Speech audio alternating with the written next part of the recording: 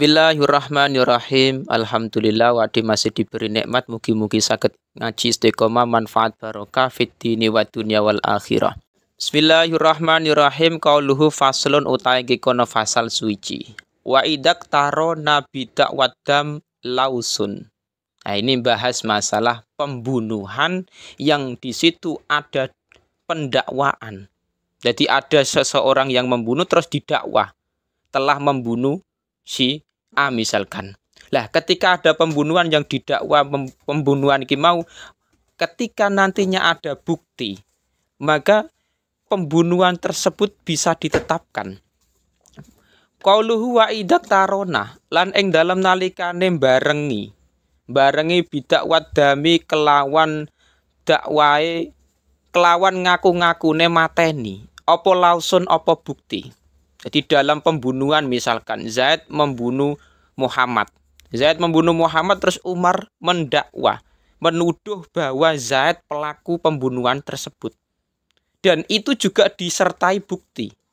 Ya kok engkang tumiba bihi kelawan laus fin nafsi ing dalam ati apa sidqul mudda'i apa benere wong kang dakwa. Misalkan Zaid telah membunuh Muhammad. Umar menuduh Zaid adalah pelaku pembunuhan tersebut. Dan ada buktine. Lah buktine contohnya apa? Di situ misalkan bi'an wujida qatilun au ba'duhu karoksi. Misalkan mayat yang telah dibunuh tersebut berarti Muhammad itu ditemukan.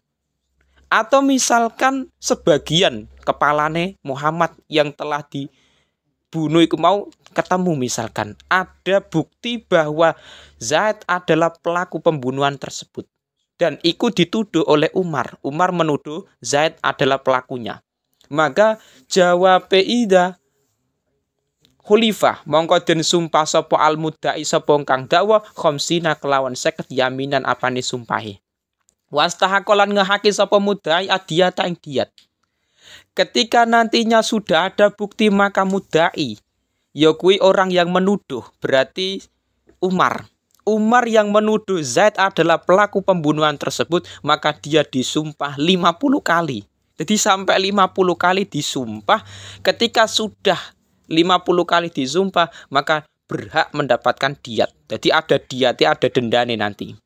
Nah, tetapi ketika nantinya dalam penuduhan, dalam tuduh membunuh tersebut tidak ada bukti. Jadi yang namanya menuduh itu kan ada yang punya bukti, ada yang tidak. Kalau ada yang punya bukti, insya Allah aman. Tapi kalau tidak punya bukti, wa ilam yakun lan lamun ora ana, hunaka iku ing dalam kono panggonan. Hunaka iku ing dalam dakwat dam. Apa lausun apa bukti? Ketika tidak ada bukti, cuman menuduh lewat omongan saja. Fal yaminu mongko utawi sumpah. Iku alal mudda alaihi iku tetep ing ngatasé wong kang didakwa alaihi sapa al. Ketika dalam dakwah tersebut tidak ada bukti. Jadi mudda'i Umar yang menuduh Zaid adalah pelaku pembunuhan, tapi dia tidak bisa mendatangkan buktinya. Maka status yang demikian fal yamin alal mudda alaihi.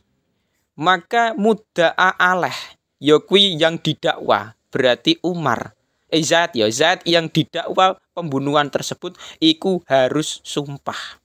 Jadi ketika Zaid kok berani bersumpah, nah itu adalah solusi kedua. Wa ala qatilin nafsi lan iku tetep ing ngatasé wong kang mateni awa-awan al muharramati ingkang den haramake kafaratu itki raqabatin utawi kafarah merdekaake budak wedok mukminatin ingkang mukminah salimatin engkang selamat minal uyubi saking pira-pira cacat al mudirrati engkang bahayani. Ketika dalam proses pembunuhan tersebut ternyata memang benar-benar qatilnya, pembunuhnya adalah Zaid, maka Zaid nantinya akan mendapatkan kafarah, memerdekakan budak perempuan yang mukmin dan selamat dari cacat. Artinya tidak cacat, normal, memang benar-benar normal. Nah, ketika nantinya tidak ada budak bagaimana? Dong zaman sekarang itu di Indonesia sudah tidak ada budak. Memang nggak ada budak di Indonesia ini mau. Karena zaman dulu itu masih ada budak, karena masih ada peperangan. Peperangan Islam dengan orang kafir, akhirnya orang kafir kalah terus ditawan menjadi budak. Tetapi di Indonesia zaman sekarang ini tidak ada budak. Nah, terus bagaimana tidak ada budak iki mau? Ketika dalam pembunuhan tersebut ada dakwah, ada tuduh menuduh. Siapa pelaku pembunuhan tersebut? Umar yang telah menuduh Zaid bahwa Zaid adalah pelaku dari pembunuhan Muhammad tersebut. Ketika ada bukti, maka ada diat nantinya. Tetapi ketika tidak ada bukti, maka jalan terakhir adalah fal yamin al mudda alaihi. Maka sumpah tersebut iku mudda alaih. Berarti orang yang didakwa, Zaid pelakunya nantinya. Yang dituduh harus berani sumpah. Terus ketika tidak ada budak, fa'ilam yajid mongko lamun ora nemu sapa wong. Fa'ilam yajid mongko lamun ora nemu sapa qatil, ora nemu mau ha ing budak mau raqabah mestine. Dalam syarah fasyamu syahra ini mongko wajib apa poso 2 sasi. Mutatabi'aini engkang nuli-nuli. Ketika dalam pembunuhan tersebut sudah ada proses dakwah mendakwah, tuduh menuduh. Umar yang menuduh Zaid adalah pelaku pembunuhan Muhammad. Lah, ketika nantinya sudah ada kafaroh memerdekakan budak yang selamat dari cacat, tidak ada. Tidak ada memang zaman sekarang misalkan tidak ada budak. Nah, maka jalan terakhir adalah fasyamu syahraini mutatabi'aini. Puasa 2 bulan berturut-turut tidak boleh bolong. Jadi 2 bulan berturut-turut tidak boleh bolong. Harus terus menerus 2 bulan. Ketika nantinya 1 hari kok dia tidak berpuasa, maka mengulangi dari awal lagi. Jadi solusi di zaman sekarang memang yang terakhir iki fa'ilam yajid fasyamu syahraini mutatabi'aini. Puasa 2 bulan berturut-turut. Karena apa? Budak zaman sekarang sudah tidak ada. Jadi dalam pembunuhan sendiri itu, ketika dalam pembunuhan itu bisa mendatangkan bukti. Zaman sekarang bukti kan macam-macam. Ada yang menggunakan memang di situ saksi juga bisa. Ada yang bisa menggunakan misalkan zaman sekarang lebih modern menggunakan CCTV. Macam-macam dalam kepolisian sekarang. Tetapi repotnya masalah kita di Indonesia ini ketika ada pembunuhan, terus ada tuduh menuduh siapa pelakunya, itu nantinya hukumannya tidak seperti ini. Tidak kafaratu idki raqabatin mu'minatin salimatin minal uyub al-mudira, tidak. Tetapi di Indonesia yang berlaku itu hukumannya adalah penjara. Jadi dalam membunuh sendiri itu ada hukumannya sendiri. Dalam tuduh menuduh juga ada. Jadi dalam tuduh menuduh ketika nantinya dia bisa mendatangkan saksi atau tidak, kalah ataupun menang dalam persidangan, itu juga nantinya berpengaruh.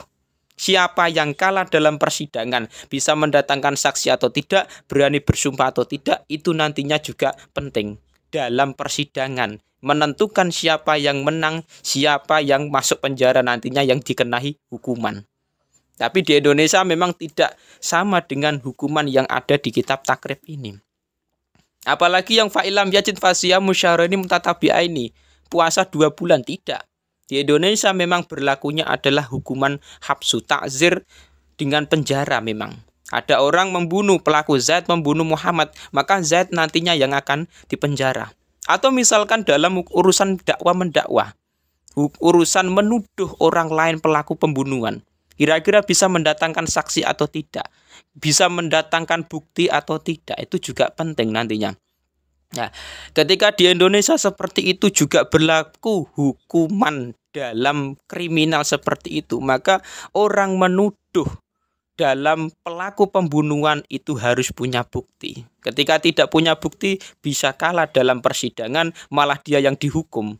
Jadi sing asale ki mau pelakune adalah Zaid yang telah membunuh Muhammad, tetapi karena Umar menuduh Zaid tidak punya bukti, bahkan sing Zaid malah berani bersumpah bahwa dia bukan pelakunya, aslinya ya pelaku, tapi karena dia berani bersumpah palsu dan juga Umar tidak punya bukti, biasanya malah kalah sing Umar.